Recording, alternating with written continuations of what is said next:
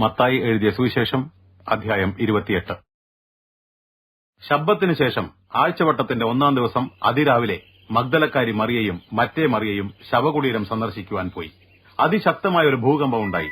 ഒരു ദൈവദൂതൻ സ്വർഗ്ഗത്തിൽ നിന്ന് ഇറങ്ങി കല്ലറയുടെ സമീപം കല്ലുരുട്ടി മാറ്റി അതിന്മേൽ ഇരുന്നിരുന്നു. അദ്ദേഹത്തിന്റെ രൂപം മിന്നൽ പിണരിന് സദൃശവും അദ്ദേഹത്തിന്റെ വസ്ത്രം ഹിമം പോലെ വെണ്മയുള്ളതും ആയിരുന്നു. കാവൽക്കാർ ദൂതനെ കണ്ട് ഭയപ്പെട്ട് വിറച്ച് മരിച്ചവരെ പോലെയായി. ദൂതൻ സ്ത്രീകളോട് പറഞ്ഞു, ഭയപ്പെടേണ്ട. ക്രൂശിക്കപ്പെട്ട യേശുവിനെ നിങ്ങൾ അന്വേഷിക്കുന്നുവെന്ന് എനിക്കറിയാം. അദ്ദേഹം ഇവിടെയില്ല. താൻ പറഞ്ഞിരുന്നതുപോലെ അദ്ദേഹം ഉയർത്തെഴുന്നേറ്റിരിക്കുന്നു. അദ്ദേഹം കിടന്നിരുന്ന സ്ഥലം വന്നു കാണുവിൻ. പിന്നെ വേഗം ചെന്ന് അദ്ദേഹത്തിന്റെ ശിഷ്യന്മാരോട്, അദ്ദേഹം മരിച്ചവരിൽ നിന്ന് ഉയർത്തെഴുന്നേറ്റിരിക്കുന്നു, നിങ്ങൾക്ക് മുമ്പേ ഗലീലയിലേക്ക് പോവുകയും ചെയ്യുന്നു. അവിടെ നിങ്ങൾ അദ്ദേഹത്തെ കാണുമെന്നറിയിക്കുവിൻ. ഇതാണ് എനിക്ക് നിങ്ങളോട് പറയുവാനുള്ളത്.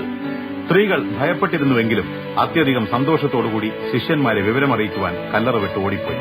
പെട്ടെന്ന് യേശു അവരെ എതിരേറ്റ്, നിങ്ങൾക്ക് വന്ദനം എന്ന് പറഞ്ഞു. അവർ അടുത്തു ചെന്ന് അദ്ദേഹത്തിന്റെ പാദങ്ങളിൽ കെട്ടിപ്പിടിച്ച് അദ്ദേഹത്തെ നമസ്കരിച്ചു. അപ്പോൾ യേശു അവരോട്, ഭയപ്പെടേണ്ട. പോയി എന്റെ സഹോദരന്മാരോട് ഗലീലയിലേക്ക് പോകുവാൻ പറയുവിൻ. അവിടെ അവർ എന്നെ കാണും എന്ന് പറഞ്ഞു. ആ സ്ത്രീകൾ മടങ്ങിപ്പോകുന്നതിനിടയിൽ കാവൽക്കാരിൽ ചിലർ നഗരത്തിൽ ചെന്ന് സംഭവിച്ചതെല്ലാം മുഖ്യപുരോഹിതന്മാരെ അറിയിച്ചു. മുഖ്യപുരോഹിതന്മാർ യഹൂദ പ്രമാണിമാരുമായി കൂടിയാലോചിച്ചു. പടയാളികൾക്ക് വലിയൊരു തുക നൽകി. അവരോട്, ഞങ്ങൾ ഉറങ്ങുമ്പോൾ രാത്രിയിൽ അദ്ദേഹത്തിന്റെ ശിഷ്യന്മാർ വന്ന് അദ്ദേഹത്തെ മോഷ്ടിച്ചു കൊണ്ടുപോയി എന്ന് നിങ്ങൾ പറയണം.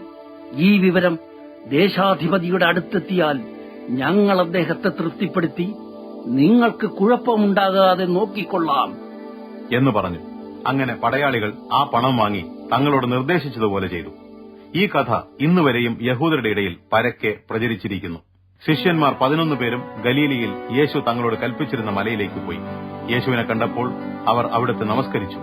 ചിലരോ സംശയിച്ചു.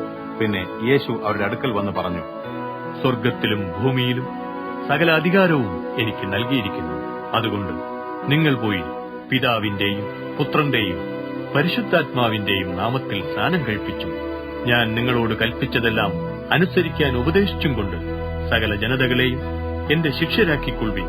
ഞാനോ യുഗാന്ത്യം വരെയും എപ്പോഴും നിങ്ങളോടുകൂടെ ഉണ്ടായിരിക്കും.